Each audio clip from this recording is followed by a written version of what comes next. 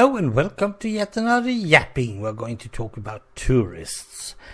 Or should we say, what do you do when you're touristing out there? Well, the Americans don't go around being tourists at all. They don't really like to visit other places as such. But you are going to places around your country. Perhaps you're going to Disneyland or whatever. And that sort of tourism as well. Myself, I'm one of the worst tourists in the world. I don't even remember where I've been. It's not like I'm not enjoying being on a tourist trip. I really like seeing myself around, but once I get home, it's gone. No, I don't take photos either. I should actually do more of it, but since I'm not going to watch the pictures afterwards, what's the use? Oh, showing others? Which others? There's no one around me that is really interested in where I've been or what I've done. Unless, of course, there is something really important that I've done, like visiting my family's graves and stuff, just showing off that this is how they look nowadays. But, nah, not really. But there are some things that I really like to do, and that is museums. Many types of museums it really doesn't matter what type it is, except for art. Art museums, I don't really get the picture, but history museums or electronics or aircraft or railroads or whatever. We do have some national museums in Sweden, and they are free to go, so you don't have to pay a buck.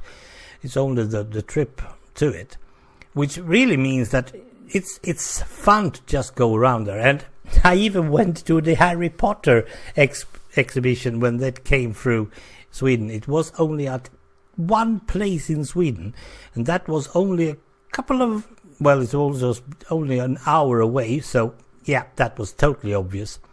And I really enjoy that one. Touristing in Sweden is mostly sitting in a car or whatever other vehicle you're using, because otherwise it's like being home.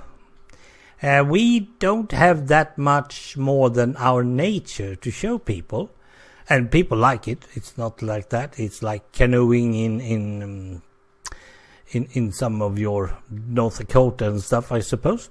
But nature is all over the place. And of course, if you're coming from a city like Berlin or Paris or something like that, it might be fun to watch the Swedish nature. I can't see it. I really can't see that. And I would rather go inside looking for museums. I mean, even in my little town where I live, we have some sort of, I don't know what you're going to call it. It's not just like a museum. It's more like a gallery. And it's changing all the time. Sometimes there is perhaps an artist, and sometimes there are kids from the nearby school, the gymnasium, that's high school for you, I think, who has made something, the aesthetic line or the technical line. They show up to what they've done. But otherwise there's not much to see around here that I know of. And that's one of my problems. I never, no matter where I live, I very rarely go to the places nearby.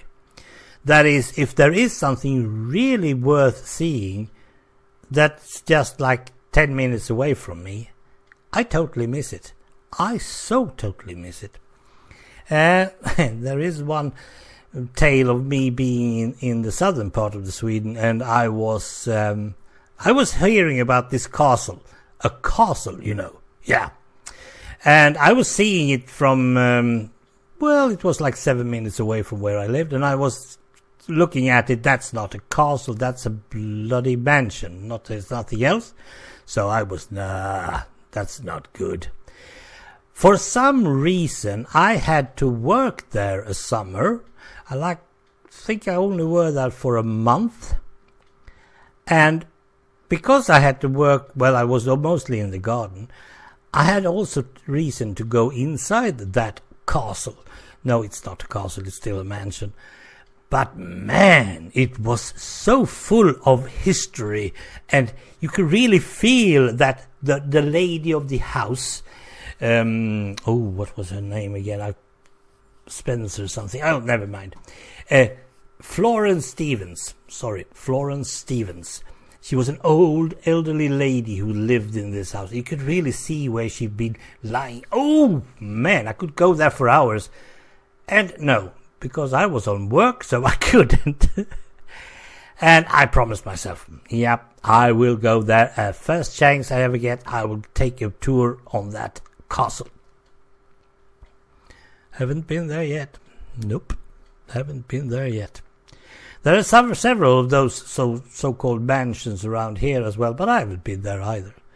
So one summer, I was really angry with myself. I think it's like 3 summers ago, 2014 or something like that. I was so angry with myself that not knowing what to do.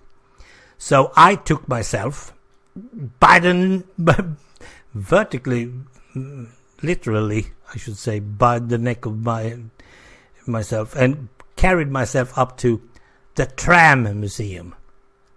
You hear yourself, tram museum.